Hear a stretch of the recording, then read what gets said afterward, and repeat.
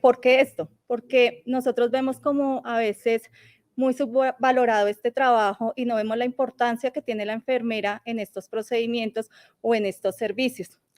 Nosotros el rol de enfermería no lo vemos tan enmarcado ni desde la literatura en los procedimientos endoscópicos, ni es tan valorado nuevamente en las instituciones. Entonces, por eso, muchísimas gracias. ¿Por qué esta de mirar cuáles son los procedimientos intervencionistas endoscópicos o cuál es la visión al cuidado de enfermería? Entonces, ¿por qué lo queremos hacer? Porque cada vez los procedimientos endoscópicos han pasado de ser procedimientos endoscópicos que han pasado de ser diagnósticos nomás a ser más terapéuticos. Y más terapéuticos, ¿por qué? Porque antes estos procedimientos se hacían, eran con procedimientos más intervencionistas que requerían intervenciones más agresivas como procedimientos quirúrgicos. En este momento, los procedimientos intervencionistas endoscópicos han ido aumentando y han hecho que se disminuyan los índices de morbilidad y mortalidad en los pacientes. ¿Por qué? Pues porque, como lo dije, los procedimientos son menos invasivos en este caso. Por eso la importancia de hablar de los procedimientos intervencionistas endoscópicos. Como para tener una idea de cuál es el papel de enfermería, quiero primero explicarles a qué nos referimos en procedimientos intervencionistas. Entonces, este es el conjunto de técnicas endoscópicas en las que se realizan maniobras que permiten curar algunas lesiones de forma definitiva o bien paliar otras para mejorar la calidad de vida y el pronóstico del paciente. Estas maniobras terapéuticas permiten que cada vez estas intervenciones sean menos agresivas y, como lo dije, disminuir la morbilidad y la mortalidad en los pacientes, asimismo como las complicaciones. ¿Qué tipo de complicaciones? Complicaciones como sangrado, complicaciones como infecciones. Entonces, de esta manera las vamos a disminuir. No sin antes dejar que pues también estas complicaciones se pueden dar durante estos procedimientos, pero es menos frecuente que se den. Estos son procedimientos que no solo permiten dar un tratamiento, un tamizaje, sino también permiten dar un tratamiento. En muchos casos, el paciente llegaba a la parte quirúrgica sin un diagnóstico previo, un diagnóstico ya que correlacionara la enfermedad o con un diagnóstico de alguna patología o de la biopsia, como es en los pacientes que se les hace endoscopia biliopancreática más punción. Entonces ellos llegaban, este tipo de procedimiento nos deja tomar una biopsia antes, poderla enviar la patología y así el médico poder saber cuál es el tratamiento a seguir. Dentro de los procedimientos que vemos que son terapéuticos tenemos la CEPRE, el SpyGlass, que el SpyGlass se hace por medio de la CEPRE, las ultrasonografías endoscópicas, que dentro de las ultrasonografías endoscópicas está la biliopancreática, la gástrica, rectal, duodenal, y entre otros procedimientos que no menos importantes están otros donde podemos manejar lo que son polipectomías, gastrostomías o sangrados.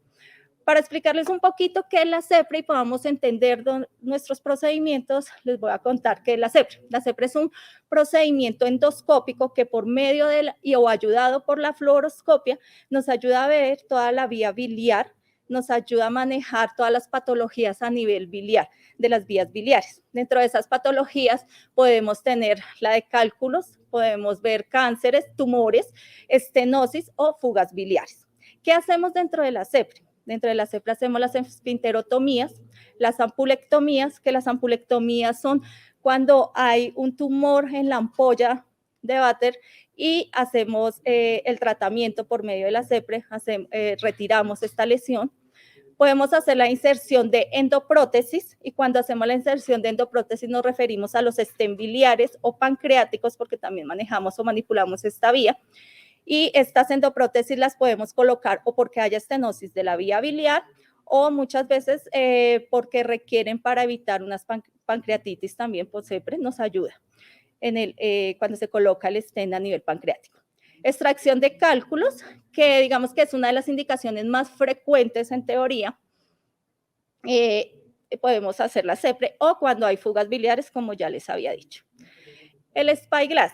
En el SpyGlass, que también lo hacemos por medio de la CEPRE, este es un aparato que usa una sonda y una sonda por litotripsia. ¿Y cuándo se usa? Cuando por la CEPRE convencional no podemos hacer el procedimiento y nos toca ayudarnos de este insumo, digámoslo así.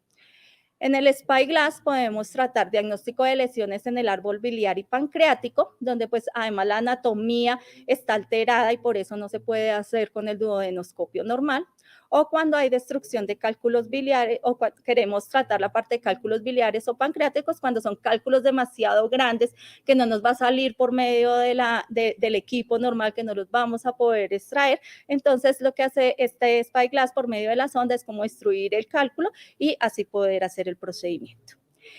La ultrasonografía endoscópica, por medio de la ultrasonografía, entonces este es un procedimiento endoscópico que se hace también, normalmente se hace en el servicio de endoscopia digestiva, pero se manejan ciertas patologías y ciertas patologías son como las gastroyeyunostomías, las hepaticogastrostomías, drenajes biliares, necrosectomías o derivaciones transgástricas. Adicional a eso, pues dentro de lo menos complejo es cuando se hacen las ecos o ultrasonografías endoscópicas que hacemos función dentro del servicio. Y como les había dicho en principio, no menos complejas o no menos importantes, pero de pronto un poquito más sencillas, están las polipectomías, las técnicas hemostáticas, que cuando hacemos estas técnicas hemostáticas, cuando hay sangrado, cuando hay varices sangrando, cuando hacemos ligadura de varices y las gastrostomías percutáneas. Todos estos procedimientos los hacemos dentro de lo que es la CEPRE, el Spyglass y algunas de ECO. Lo hacemos en conjunto con el área de radiología en el área de telecomando. Entonces, con ellos trabajamos. Algunos los hacemos en salas de cirugía también. Como les decía, cada vez los procedimientos endoscópicos se han vuelto más terapéuticos y asimismo, como se han vuelto más terapéuticos, las patologías se han vuelto cada vez más complejas. Por eso es la importancia de nosotros, del grupo de enfermería, saber qué es lo que vamos a hacer y tener conocimiento de estos procedimientos.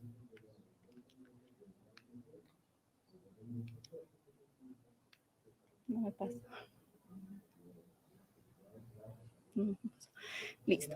Dentro de la parte de enfermería, cómo se desempeña o se visiona el grupo de enfermería, está la parte asistencial, la parte de docencia, de investigación y la parte administrativa. No quiere pasar. Sí, pero no. Mira, ya. No. Listo. Muchas gracias. Entonces, como le decía, estos son todos los ámbitos donde nosotros nos podemos ver reflejados en el grupo de enfermería y sobre todo en el grupo en la parte de intervencionista, que es una foto del grupo para que ustedes lo conozcan. Entonces, dentro de la parte asistencial, nosotros debemos tener un actuar desde el antes, durante y después, que les voy a ir mostrando. En el antes nosotros, ¿qué debemos verificar? Verificar ayuno, alergias, exámenes de laboratorio. ¿Por qué? Porque estos procedimientos normalmente son bajo anestesia general o bajo sedación asistida por anestesiólogo, donde deben tener un ayuno mínimo de 8 horas. Alergias, pues porque obviamente dependiendo de la alergia, sabemos, manejamos antibióticos, manejamos medicamentos anestésicos, manejamos otros tipos de medicamentos y debemos saber, pues, para la interacción. Y exámenes de laboratorio, porque es muy importante para mirar su función renal, su función hepática y adicional a eso, mirar la parte, si es un paciente que se le va a hacer punción o se le va a hacer toma de biopsias o algún procedimiento especial y requiere pruebas de coagulación, es súper importante. ¿Para qué? Para evitar sangrados posteriores. Verificar la firma de consentimientos informados del procedimiento, que esto se debe hacer en todos los procedimientos, donde el paciente o el familiar nos autoriza a hacer cualquier tipo de intervención. Verificar la suspensión de anticoagulantes, antiagregantes, AINES, aspirinas. Como les dije anteriormente, ¿por qué se debe verificar? Porque de acuerdo, como son procedimientos en los que hacemos la parte terapéutica, en los que hacemos punción o toma de biopsias o manipulamos la vía, o hacemos cortes, entonces debemos evitar sangrados posteriores del paciente. Si estos medicamentos no se han suspendido, obviamente toca pues reprogramar el procedimiento porque es un riesgo hacerlo con esto y creo que nadie, ningún médico, ningún especialista lo haría. Retirar lo que son prótesis dentales y objetos personales.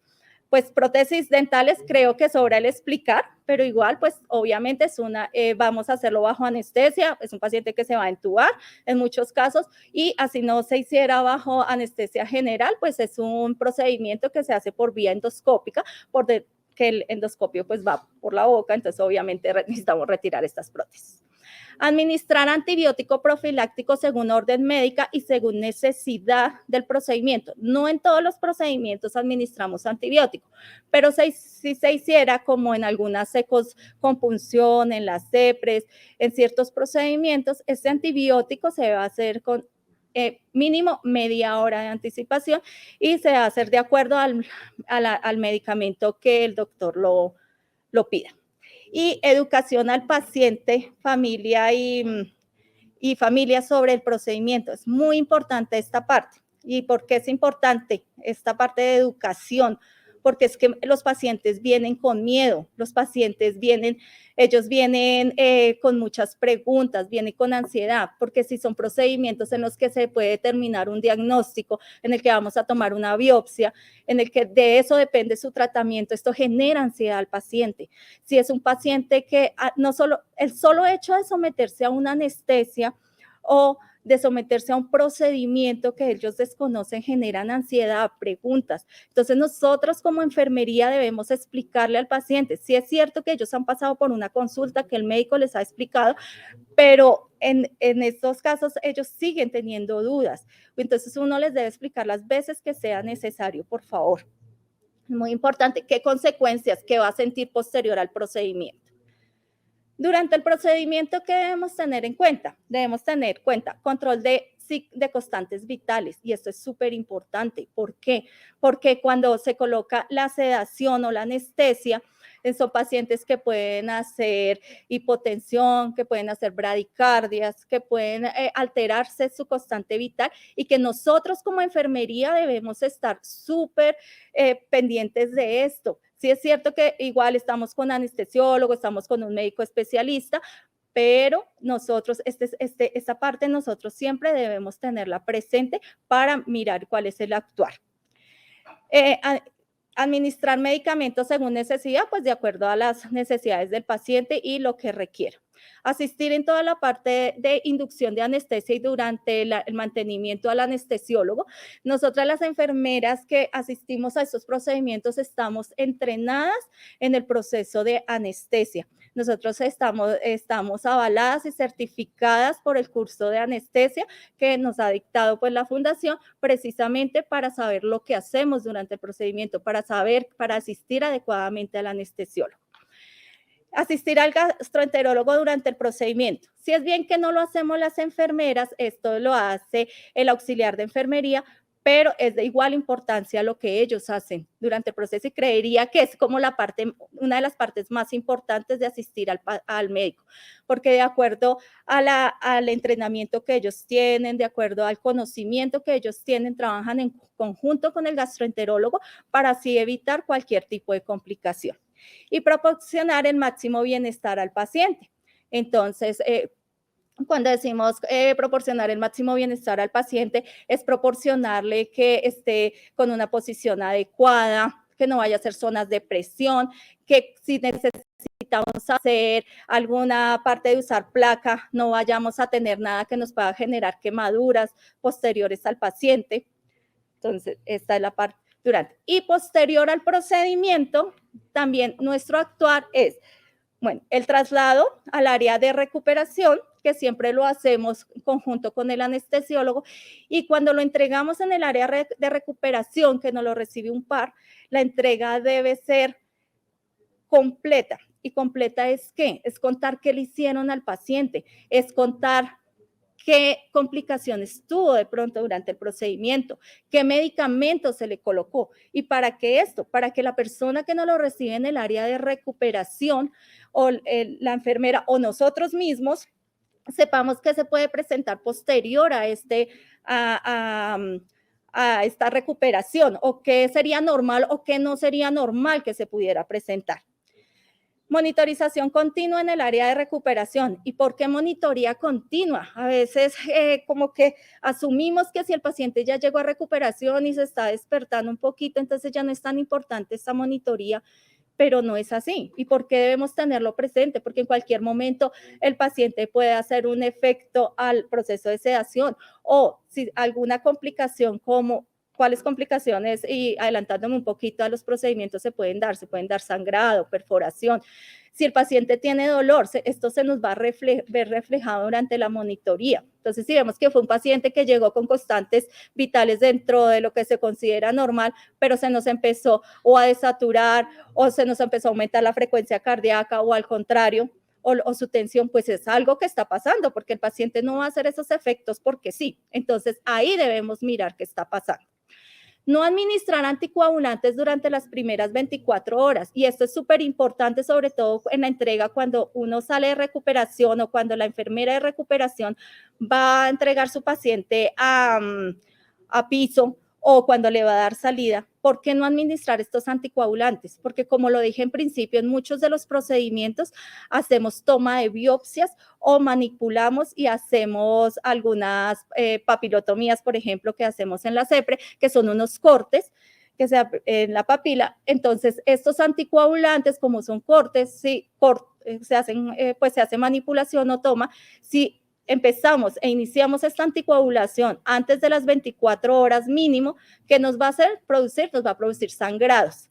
Entonces, y esto es una de las complicaciones que se puede dar. Entonces, súper importante, polipectomías tampoco se puede hacer, gastrostomías, ligadura de varices.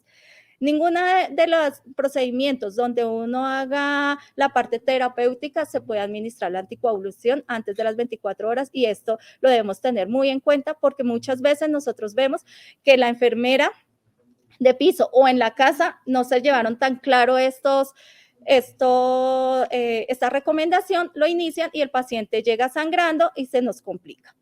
Valorar la presencia de dolor o signos de alarma, que fue lo que ya les había dicho, pues en conjunto con la parte de monitoría. Si vemos que el paciente empieza con un dolor aumentado, que no pasa con el analgésico, que se empieza a poner diaforético, algo puede pasar, entonces eso se debe avisar de inmediato al especialista. Toca mirar si fue si hubo perforación, o si de pronto está haciendo una pancreatitis post-CEPRE, si presenta fiebre, que es una de las principales complicaciones de la CEPRE. Entonces, toca informarlo de inmediato y no verlo normal. ¿Y qué hacemos nosotros, enfermeras de Fundación Santa Fe, y que no hacen tal vez en otras instituciones que hemos preguntado? Es el seguimiento telefónico o el telecuidado que le hacemos a los pacientes a las 24 horas y 5 días posteriores al procedimiento. ¿Y por qué se hace en este tiempo? Porque dentro de la literatura está dado que estas son en las primeras horas que se hacen las principales complicaciones en los pacientes de CEPRE o en las ecoscompunción. Entonces, adelantándome, ¿qué hacemos con esto cuando hacemos este seguimiento telefónico? Con eso, aunque nuestro índice de complicaciones realmente es mínimo, casi que cero, hemos podido determinar a tiempo para informarle al médico sobre todo lo de pancreatitis post-CEPRE, que pues realmente es muy mínimo comparado con literatura o con otras instituciones, pero nos hemos podido dar cuenta de esto. Y adicional, al hacer el seguimiento, hemos identificado muchas veces que los pacientes empiezan a presentar ciertos síntomas y los hemos podido guiar diciéndoles o que se acerquen al servicio de urgencias, o comentándole al médico y él diciéndole cuál puede ser el proceso a seguir o si es normal o no, y así aclarándole dudas al paciente. En el rol administrativo nosotros va dirigido al paciente, al personal y a los servicios de endoscopia digestiva. ¿Y al paciente cómo? Entonces, al paciente lo hemos dirigido con una programación previa, con insumos y equipos completos. ¿Y cómo hacemos esto? Si nosotros no tenemos una programación previa, lo que yo les dije que estos eran procedimientos que se hacían normalmente con anestesia, Entonces, si no tenemos una programación previa, simplemente no vamos a tener disponibles todos los actores del servicio, todos los actores que necesitamos para el procedimiento. Si no tenemos unos insumos, que son insumos especiales para ciertos procedimientos, y los equipos completos y en buen estado, nosotros no vamos a hacer bien un procedimiento y lo que vamos a llegar es a hacer es a improvisar, y esto no se debe hacer. Dirigido al personal. Cuando decimos dirigido al personal, ¿a qué nos referimos? Que va a haber personal idóneo con un entrenamiento previo durante estos procedimientos. Este personal idóneo y con este entrenamiento previo, un entrenamiento en estos procedimientos terapéuticos lleva mínimo 6 meses. Es como para uno decir a los 6 meses, sí, ya es una persona que está idóneamente entrenada, es una persona que nosotros podemos dejarla sola y es una persona que puede asistir al gastroenterólogo sin ningún problema. Si nosotros no tenemos personal entrenado, y es que a veces pensamos que el llegar a estos procedimientos es montar el endoscopio, pasar el endoscopio y ya, pero eso no es así. El auxiliar de enfermería junto con el gastroenterólogo deben trabajar en conjunto. ¿Y por qué deben trabajar en conjunto? Porque como les había dicho, en algunos procedimientos que es por vía radiológica, ellos van mirando cómo se pasa, por ejemplo, la guía, cómo avanzan el papilótomo, cómo hacen los procedimientos, y el médico está mirando, pero el auxiliar de enfermería también debe estar totalmente entrenado para hacer y manipular todos estos insumos y poder mirar qué es lo que se está haciendo durante el procedimiento. Y en cuanto a los servicios, dirigida a los otros servicios, es porque nosotros trabajamos en conjunto con otras áreas. Y para trabajar en conjunto con ellos, pues debemos desde la parte de enfermería programar este trabajo, ¿sí? ¿Y con qué otras áreas trabajamos? Trabajamos con el personal trabajamos con anestesia, trabajamos con salas de cirugía cuando lo requerimos, trabajamos con el área de radiología, que es nuestra principal área, y realmente es con ellos que trabajamos todo el tiempo, la mayoría de tiempo, porque la mayoría de procedimientos los hacemos allí. Y trabajamos con el área de patología también. Entonces, con ellos debemos trabajar en conjunto, tener buena relación, buena comunicación, y debemos saber manejar y hacer y comentarles como las cosas que tenemos previstas para ciertos procedimientos si necesitamos cosas adicionales. Desde la parte de educación, tenemos la parte de educación interna, una parte de educación interna a que hace referencia a todo el entrenamiento que nosotros hacemos dentro de los servicios. ¿Y qué entrenamiento es el que hacemos? Hacemos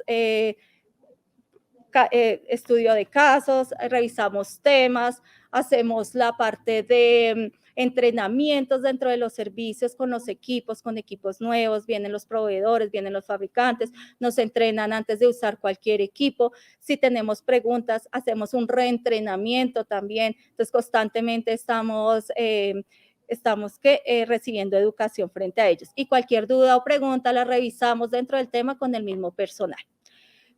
Como está la parte de educación formal o de formación formal externa. Entonces, ¿esto a qué hace referencia? Nosotros asistimos a los diferentes simposios, seminarios y congresos que existen a nivel de gastroenterología. ¿Y por qué es importante asistir a esto? Porque estamos conociendo otros temas, estamos conociendo otras personas de otras instituciones del área de endoscopia, donde podemos intercambiar mucho conocimiento, donde podemos ver qué estamos haciendo nosotros y cómo estamos nosotros frente a ellos, y sobre todo en estos procedimientos intervencionistas, que realmente ellos se pueden llevar de nosotros y nosotros qué de ellos.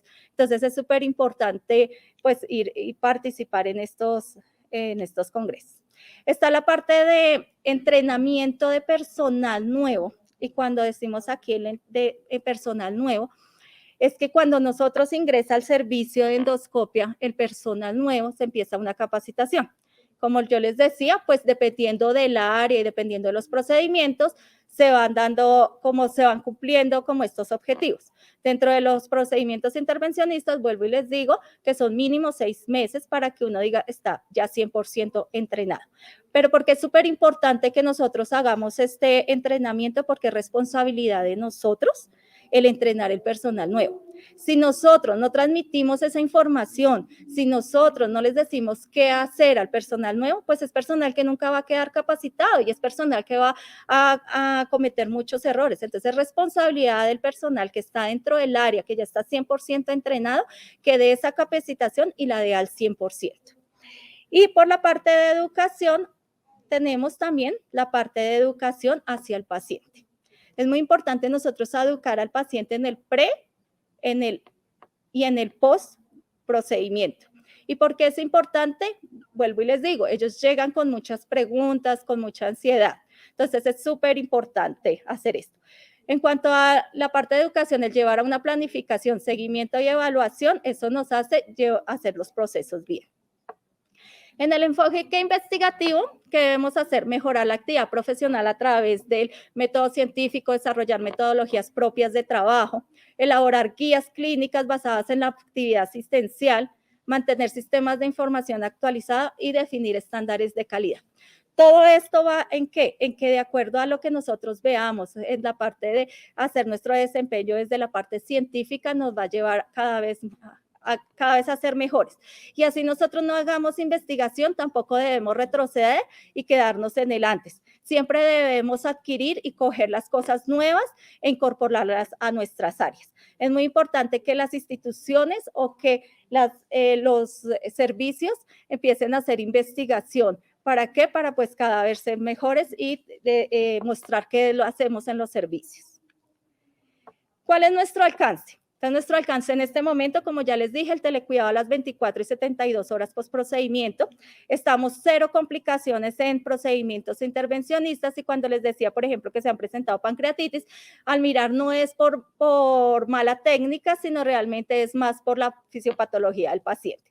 Tenemos altos estándares en procesos de desinfección. Nosotros nos estamos entrenando continuamente en este proceso y es importante para evitar infecciones cruzadas. Somos referentes en procedimientos como hepaticogastrostomía y colocación de IOVOR por ecoendoscopia, que es el doctor Renzo Pinto quien lo ha hecho y somos referentes porque fuimos la primera institución en hacerlo. ¿Y cómo se pudo hacer esto sin complicaciones? Teniendo personal totalmente entrenado, 100% entrenado. Y tenemos innovación en tecnología. Cada vez tenemos mejores cosas, manejamos mejores STEM, manejamos siempre tecnología de punta. ¿Qué esperamos? Más que qué esperamos es cómo estamos, qué hacemos y qué debemos seguir esperando para ser mejores. Entonces, personal altamente calificado con la formación específica, como les dije, no cualquier persona puede asistir a estos procedimientos. No cualquier persona debe estar ahí. La persona que va a estar ahí es porque sabe hacer las cosas y ha tenido un entrenamiento previo. Participación activa con el equipo multidisciplinario para obtener el mejor desenlace en nuestros pacientes, pues creo que ya lo he dicho, contado con el entrenamiento y hablando el mismo idioma, contar con un alto nivel de empatía, comunicación y organización, no solo con los especialistas, sino también con otros actores y con el paciente. Trabajar dentro de los límites de la educación, formación y experiencia y proveer a los pacientes unos cuidados basados en la evidencia. Por último, les quiero mostrar, este es como parte del servicio de las personas, algunas ya no están ahí, o han pasado y están en otras áreas y las otras personas pertenecen a nuestro servicio. Ellos realmente pues agradecer porque sin ellos creo que no se haría todo el día a día del servicio de endoscopia y de los procedimientos terapéuticos y creo que sin ellos no estaríamos también posicionados en 0 complicaciones y cada vez pues por ellos es que somos mejores. Entonces, muchas gracias.